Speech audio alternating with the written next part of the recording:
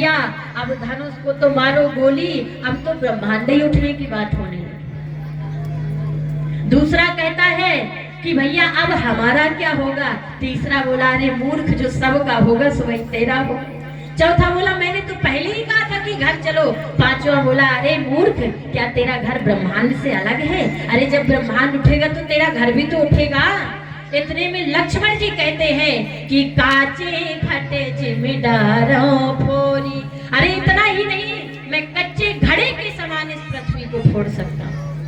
राजा बोला भैया अभी तक तो सोच रहे थे उठाएंगे सो उठ जाएंगे, रखेंगे तो रख जाएंगे, अब तो ये फोड़ने की बात कर रहे हैं, हम कहाँ रहेंगे, हमारा क्या होगा?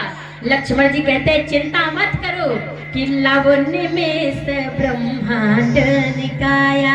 अरे पृथ्वी की रचना करने वाला भी मेरे बगल में बैठा है, ब्रह्मांड की रचना करने वाला बगल में बैठा है।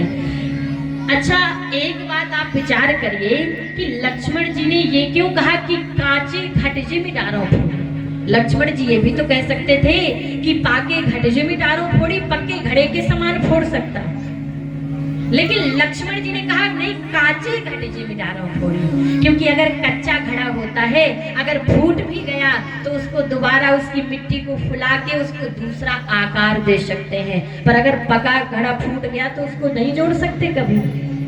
इसलिए लक्ष्मण जी कहते हैं कि कांचे घटजे मिटारो फोड़ी, मैं तो कच्चे घड़े के समान इस पृथ्वी को फोड़ सकता हूँ, क्योंकि इस पृथ्वी की रचना करने वाले भी बगल में बैठे हैं। महाराज इतने में विश्वामित्र जी ने राम जी को आदेश दिया जाओ राम, अब तुमको ही ये काम करना है, धनुष तुम्हें तोड़ना है। महाराज जैसे राम जी के लिए कहा, इधर से किशोरी जी प्रार्थना कर रही है कि हे गणेश भगवान आप जाकर इस धनुष में बैठ जाइए, आप तो विघ्न विनायक हैं, ताकि मेरे प्रभु से ये धनुष टूट सके। गणेश जी कहते हैं अगर आप किसी और से कहते तो बढ़िया रहता, हमारा तो खुद ही इतना बड़ा पेट है, अगर हम बैठ गए तो धनुष और भारी हो जाएगा, हल्का नहीं होगा। किशोरी जी कहती हैं मैं जानती हूँ विघ्न विनायक गणेश आप भारी हैं, आपका पेट इतना बड़ा है, आप मुझे इस बात का जवाब दे दीजिए कि आपकी सवारी कौन करता है? आपकी सवारी एक छोटा सा चूहा कर सकता है, तो अगर आप इस धनुष में विराजमान हो गए तो क्या मेरे प्रभु इस धनुष को नहीं तोड़ सकते? इसलिए मैं कहती हूँ कि आप यहाँ पर बैठ जाइए। महाराज राम जी उठे, गुरुदेव को मन ही मन में प्रणाम किया और प्रणाम करके जा रहे हैं। महाराज जब धनुष के पास पहुंचे, गोस्वामी तुलसीदास जी महाराज लिखते हैं कि लेते चढ़ावत खेचत गाढ़े, काहू न लखा दे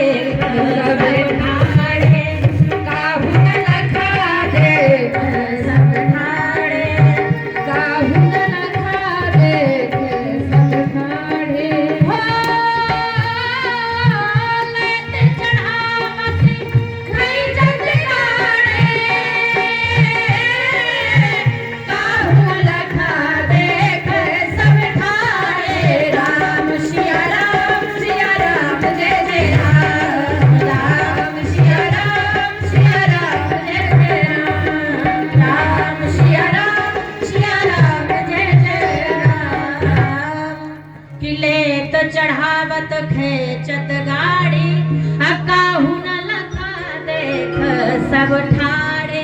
सब देखते रह गए।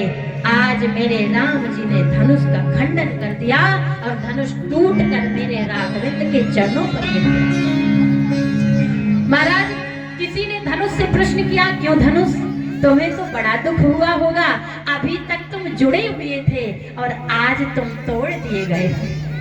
धनुष ने कहा अरे कष्ट तो उसे होता है जो किसी को तोड़ने के लिए टूटता है,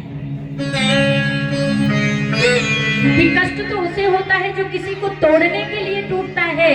मैं तो आज बड़ा प्रसन्न हूँ क्योंकि मैं परम ब्रह्म परमात्मा को जोड़ने के लिए टूटा, इसलिए मैं तो बड़ा प्रसन्न हूँ।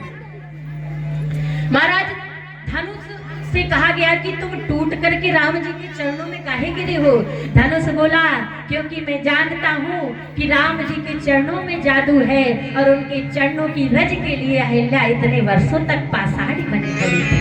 तो आज मैं भी जब टूटा तो मैं भी अपने राघवेंद्र के चरणों की रज चाहता हूँ, इससे ज्यादा और कुछ भी नहीं। जब राम जी ने धनुष का खंडन किया, धनुष को तोड़ा, किशोरी जी आई, राम जी आए। महाराज राम जी और किशोरी जी का विवाह होने जा रहा है।